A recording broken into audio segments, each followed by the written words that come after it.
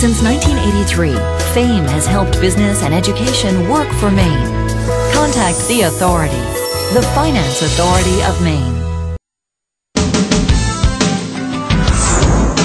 You're watching Mainebiz Sunday, Maine's business news source.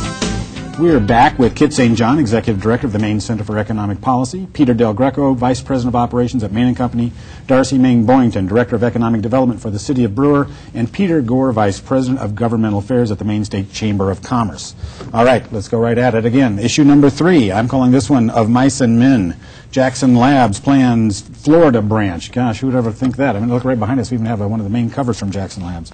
The governor's office says that Maine can't match Florida's financial incentive offerings. And we know that Jackson Labs is considering moving there. Florida government is considering, providing an incentive to them, actual cash incentive of between $100 and $130 million if they can get the match for that. So I'm going to start with Peter DelGreco, Maine & Company. This is what you do. How do we keep them here? How do we grow them here? And how do we attract others? Can we really compete with other states? I don't think we have a choice. When we do have an opportunity to compete, Maine shows really well. Problem is we're not always in the game, and a lot of times folks will automatically rule us out because they see questions like we're talking about, it's going to take $100 million. Well, we just spent the previous segment talking about a bond issue and the idea of creating jobs. Well, what if we took the money that we have allocated in that bond issue for this idea of speculative jobs and gave it to a company or worked with a company, had some parameters around how they were going to use this money so that they could go out and then help leverage that $700 million investment that they're thinking of doing here, have them do that expansion here, work with the community college, work with the university system to develop programs to train a workforce so that they can put that investment here and have a workforce going forward. Okay. Just a thought. But you're willing to invest more, borrow more to make that happen, and you're saying we have to do that. I'm saying we have to compete. We have to find ways to compete. Can we compete others? What do you think?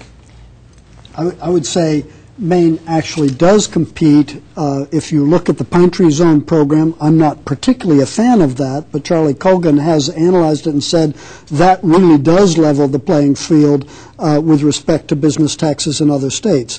The kind of offer that Florida made, which is just cash on the table without, frankly, much in the way of guarantees of investment or jobs, is a game that I think Maine should stay out of. And yeah, $130 million for 300 jobs.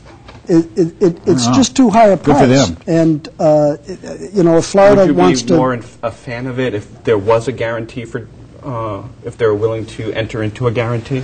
Well, the kind of incentives that Maine does, for example, tax increment financing, as you're familiar with, requires an investment in order to take advantage of it. Likewise, the jobs and investment tax credit. The tax credits that are existing in Maine law each require upfront commitment from a company, and we don't have to look at clawing back, getting back money that we've invested if it doesn't ring true, because the investment always happens first. Right. So that's, I think, the better form. You're actually absolutely right about that. I mean, the programs we have now are performance-based. If you don't perform, the check doesn't come in the mail for the refund or whatever it is. And I do think that's the right way to do incentives. I don't like, I agree with you that I don't like the, here's your cash, now go do something with it. There needs to be more accountability than that. Could Maine do better in the incentives? Absolutely we can. But ideally, I'd rather see a future Maine where we have a better handle on how we regulate businesses and how we tax businesses so we don't have to have all the gimmicks. Because in reality, a business that comes here because we provide them a gimmick, Pine Tree Zones or whatever it might be for 10 years, we know that the very companies who chase those money are also the first ones to leave when there's a better deal somewhere else. Right. I would much rather spend some money to help local businesses like we did in Brewer with Chinbro, who would actually have a strong reason to want to stay here in the state in the long term. And really work with those businesses rather than chase those folks that are regularly moving. Go ahead. And yet, I mean, I think, you mentioned 300 jobs and $130 million. I think ultimately the idea is an expansion that creates 2,000 jobs in the Florida area, which really begs two questions. What would the state of Maine be willing to invest to have an employer that would create 2,000 jobs in the state of Maine? Especially jobs like the kind that Jackson Lab provides. And what a bitter and difficult decision and lesson it will be for Maine if a premier employer like Jackson Labs leaves for a better investment opportunity in another state. Well, Michael Hyde, Jackson Labs Vice President, said, quote, "The mothership will stay in Maine. We believe this infusion of capital in Florida will make it possible for us to hit our growth targets in Maine." It scares me, and I'm not afraid of nothing, but that's, those kind of comments, you're right, you got to be careful about They're very scary comments. Real quickly, I want to get you to weigh in on one more quick issue before we close out this segment. The federal deficit, you heard about that one, right? It's out of control, but there has been talk, and it's come back again this year, about a possibility of a national sales tax, a value-added tax. What do you all think about that? It's a good idea, bad idea? A penny for your thoughts is what I'm calling this one. Let's go around the table. D'Arcy. Well, I'm happy to start with this one. I think that a value-added tax is a wonderful tax if you get rid of the income tax and the other sales taxes. Okay. It is always, I think, more fair to tax consumption and not labor. It makes sense. But isn't it regressive? We do not support the value-added tax for a combination of reasons. First of all, sales taxes, historically, the states have relied heavily on. It's very hard to think about how do you layer a national tax on top of that. Does it disadvantage the state source of revenue that they've traditionally relied upon?